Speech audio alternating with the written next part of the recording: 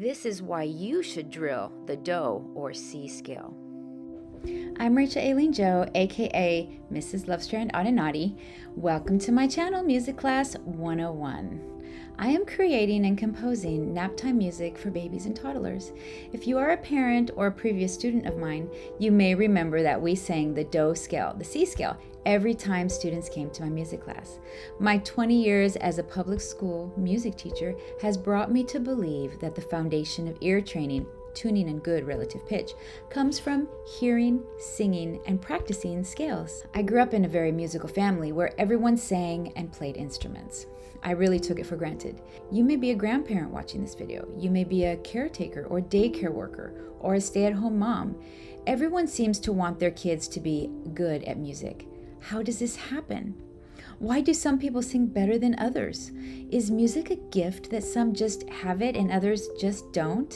Can people learn to be a good singer and a good musician? The short answer is yes. But when you start learning later in life, it takes more effort and practice. And with more practice comes frustration, the reason people give up. In this video, I will 1. Explain my focused ear training system for babies and toddlers. 2. I will compare how we can teach music in the same way we teach reading and math. 3. I will share my personal experiences as a parent, private lesson instructor, and public school music teacher that reinforced the outcomes of my research. 4. I will share my independent research project that brought me to these conclusions about ear training and how to teach it. 5. I will share actual audio recordings of students singing the Do or C scale without an oral prompt. This means the students were not given the sound of the starting note before they started singing. 6. I will explain how parents and caregivers can use my resources to begin a focused ear training journey for the children in their care. I believe that we can train our babies and toddlers to hear what the notes in the scale are supposed to sound like.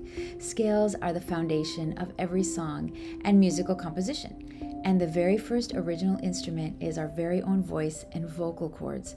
The voice follows the ears. This is why music is considered a language. We can teach music in the same way that English teachers teach reading. Letters are the foundation of every word. When our babies learn to talk, they hear first and then imitate with their voice. When children enter school, they drill letters and the sounds of those letters. Then they learn to put the letters into words. They are looking at the same letters, they are using the same letters, just in different combinations to make up different words.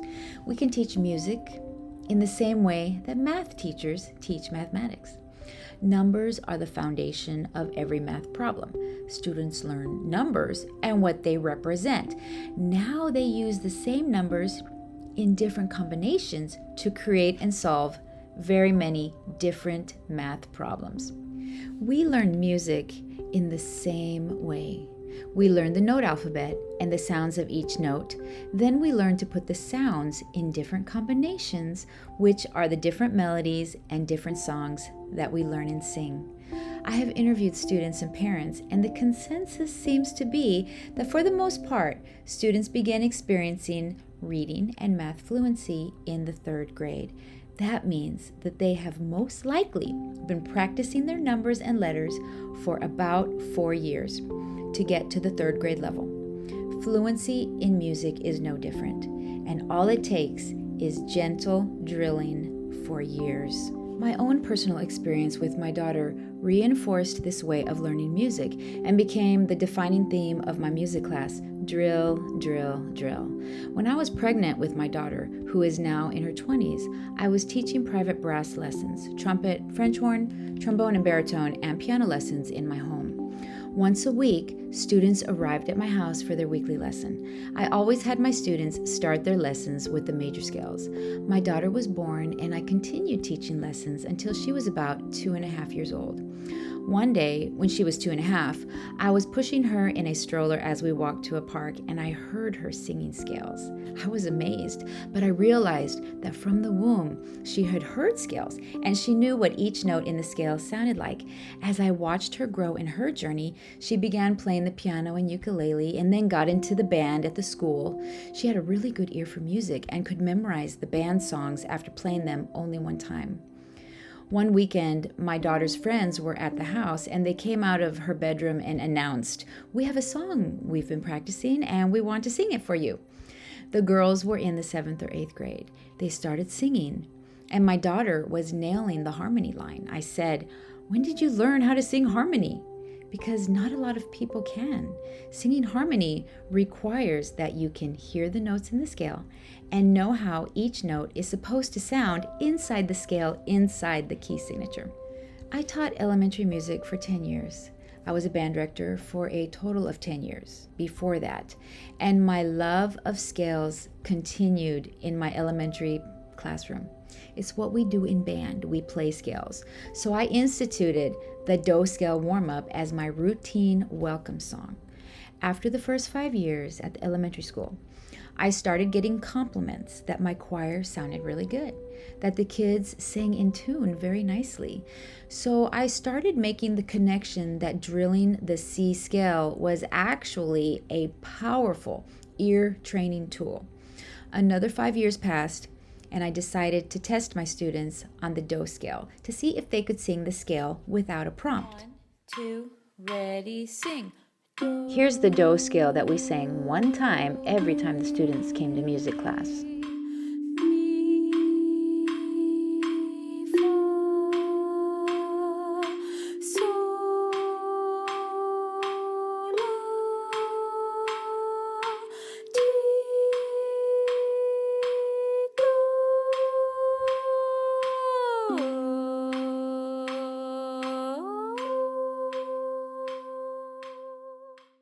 The next part of this video is my independent Do scale research project that spanned the 10 years that I taught public school elementary music. My conclusions about developing a good center of pitch and tuning through the drilling of scales is a result of my personal experience, my classroom observations, and the informal performances of my students during class. My students sang the Do scale one time every time they came to music class. During my 10th year, I decided to record my students in every grade level to see if the drilling was improving their ability to sing the starting note C without a prompt. Here are a few examples. It is also important to note that the students were scheduled to come to music class once a week. There are many interruptions to music class in public school, but students who attended music class sang the C scale one time once a week. When I say we drilled the scale, I don't mean that we kept singing it over and over during class time. There were many other lessons being taught, but the first thing that every student did when they came to music class was sing the Do scale one time. Through the course of the year, students were drilling the C scale because we repeated it every time they came to class. I also want to mention again that the students began singing the scale without an aural prompt. That means that I did not play or sing the starting note or sound for them. I only silently conducted the hand signs of the Do scale, called solfege. This recording you are about to hear was recorded on February 14th, 2022. This is the first attempt by a 5th grade class to sing the Do scale with no prompt. Then you will hear me sing the note C to compare their accuracy in matching pitch. These students drilled the C scale once a week for 6 years every time they came to my music class. What's the first thing you sing? I'm going to be honest with you. The 5th graders nailed the starting note, but the rest of the recording was filled with silliness, as I'm guessing they were a little embarrassed to sing in front of each other. So to protect the innocent, I will not put the rest of those recordings here. However, the fact that they nailed the first pitch, C, is a compelling argument to drill the C scale. Now here is an example of 4th grade. These students drilled the C scale for 5 years every time they came into music class, and they are nailing the first pitch, C. The kids are being a little silly, but they are getting the pitches. What's the name of the first note? 1. Do. Very good.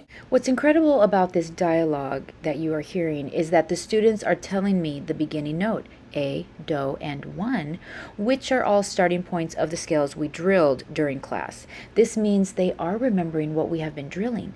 Now, as they sing the scale, they are not necessarily saying the correct word that goes with the pitch, but they are singing the pitches. Ready and sing!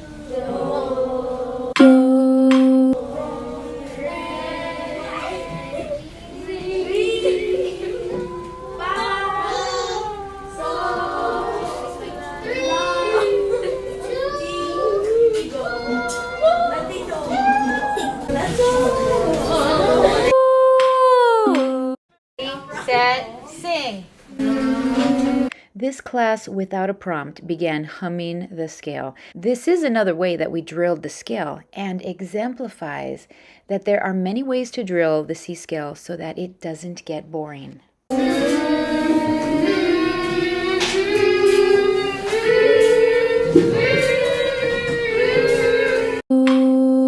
I wasn't sure how COVID and virtual learning would affect how the third graders performed the starting note C without a prompt, because let's face it, a lot of kids didn't show up for music class during virtual class time. But these kids were consistently drilling before COVID during kinder and first grade. Let's see how they did. 2, ready, sing.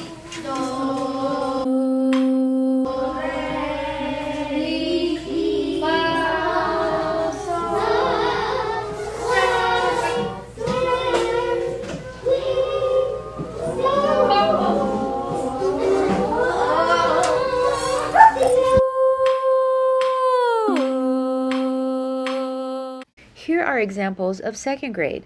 These students had only one uninterrupted school year to drill the scale, which was their kinder year. Ready, sing!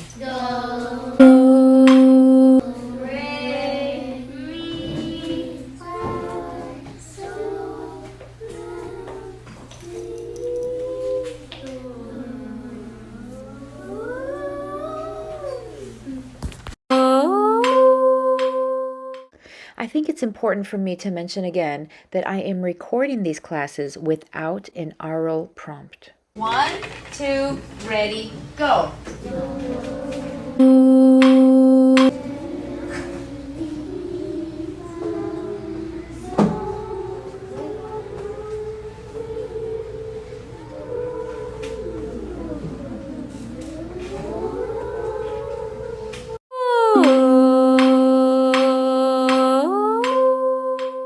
For my first grade example, I recorded the same class several months apart. First grade didn't get to drill the scale like the other grades because of COVID, but they did surprisingly well. Set, sing!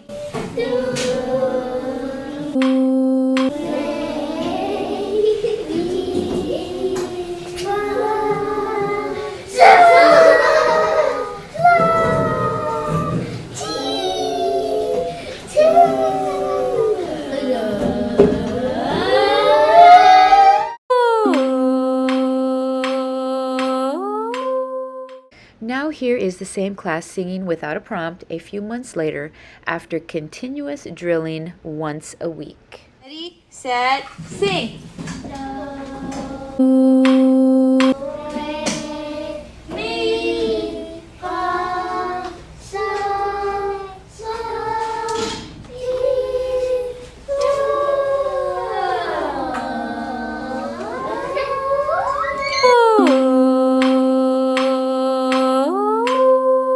In this next recording that you are going to hear, this is a kinder class. Many of these kids had been in person the previous year as our very first pre-K 4 class. Ready, set, sing!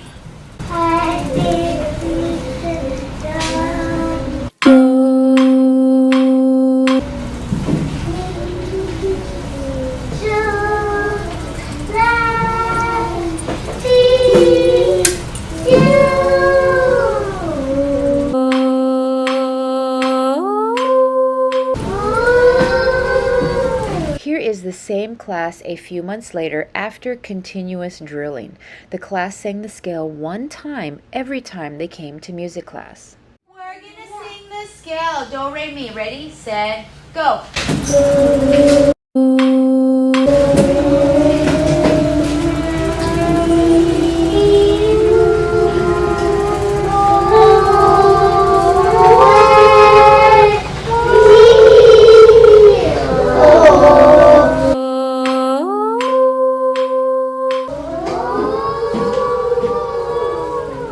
This is a pre-K 4 class.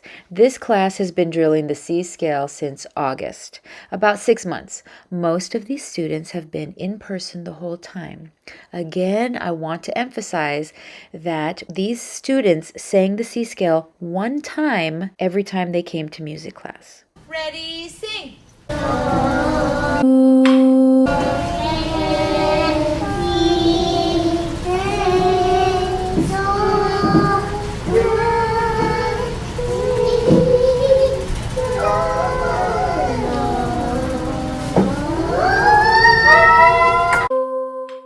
This is the same pre-K 4 class a few months later. Sing.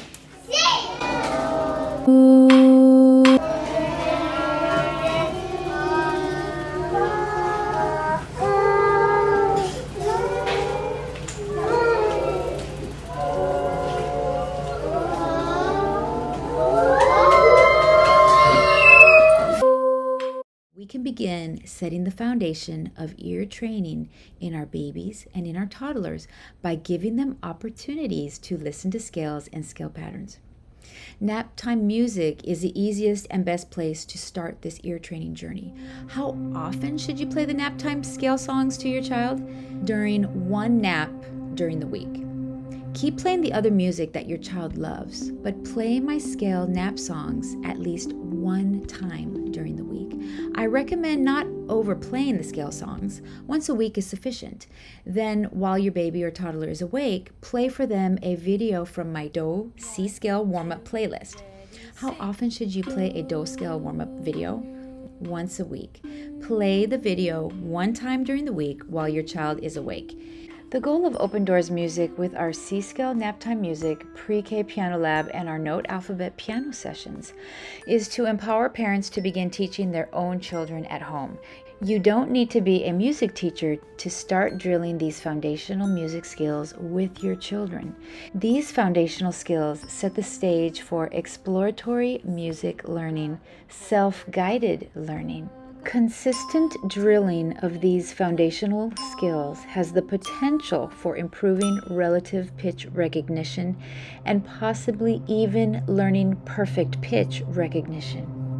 If you maintain a routine and a schedule for your baby, plan in the Do scale as part of your music time with your baby or toddler once a week. Thanks for watching. Please subscribe.